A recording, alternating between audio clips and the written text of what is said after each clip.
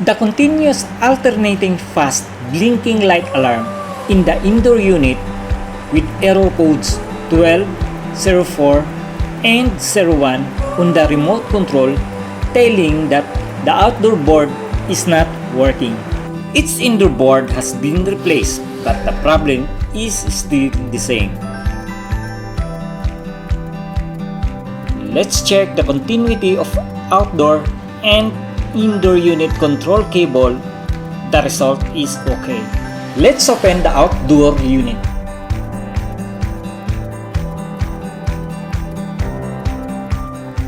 Then again, let's check the resistance of the compressor. The result is okay.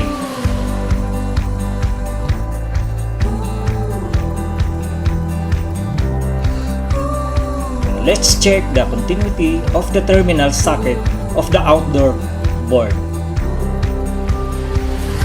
The result is defective. Finally, let's replace the defective outdoor board with a new one.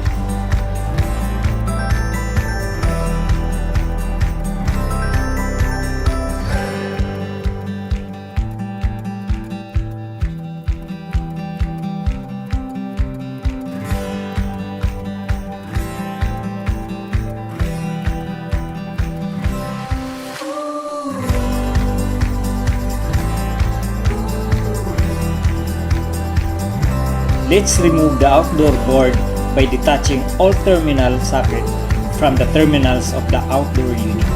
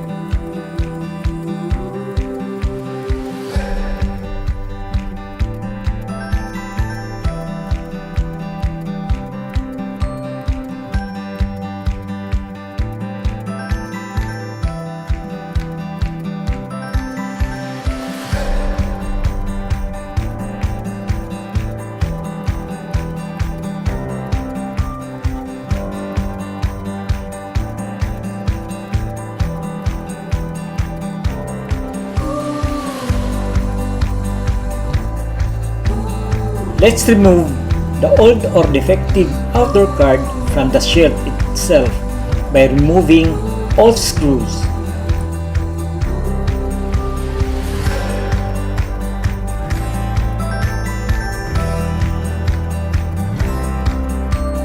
This is the diagram of the outdoor board. This is the old defective card.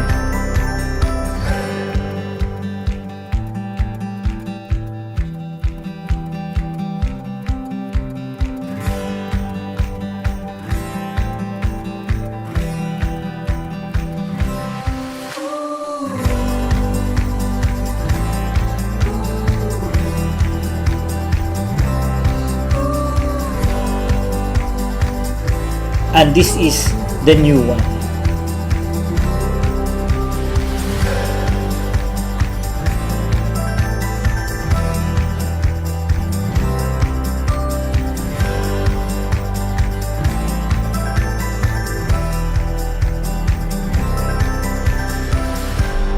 Let's reinstall properly the outdoor board shelf, including peripherals, into the new board.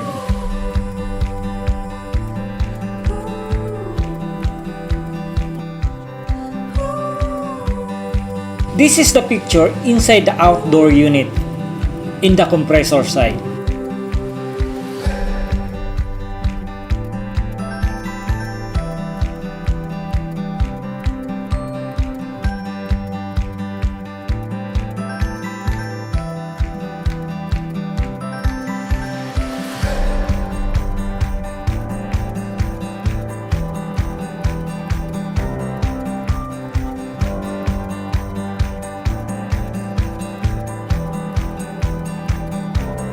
let's continue the reinstallation of the outdoor shelf.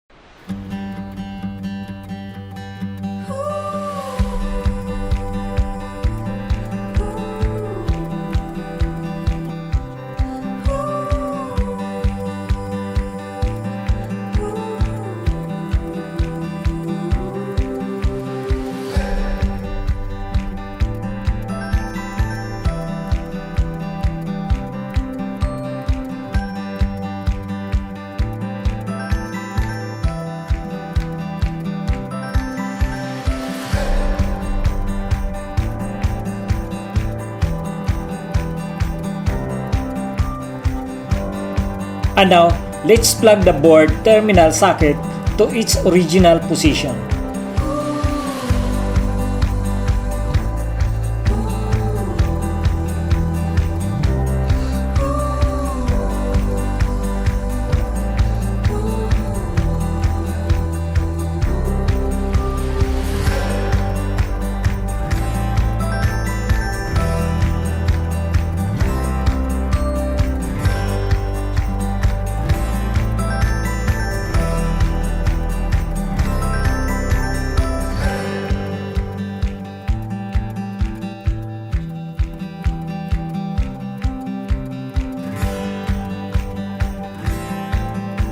And we will now connect the other terminal socket of the new board to the control cables of the outdoor to the indoor board.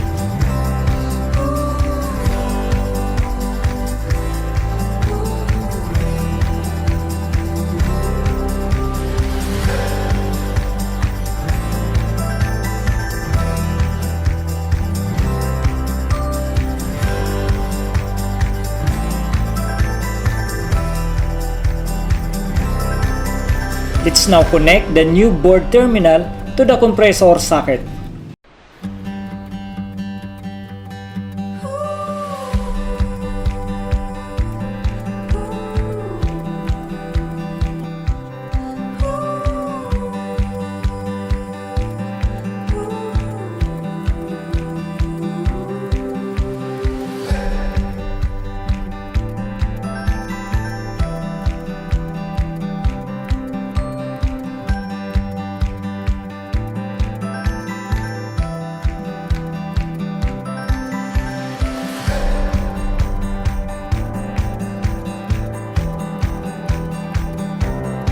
And we will now return the cover of the outdoor unit. And now the replacement of outdoor board is completely done. Let's have some test.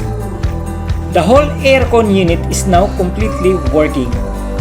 If you enjoy watching on this video, don't forget to click like and subscribe to my channel. Thank you.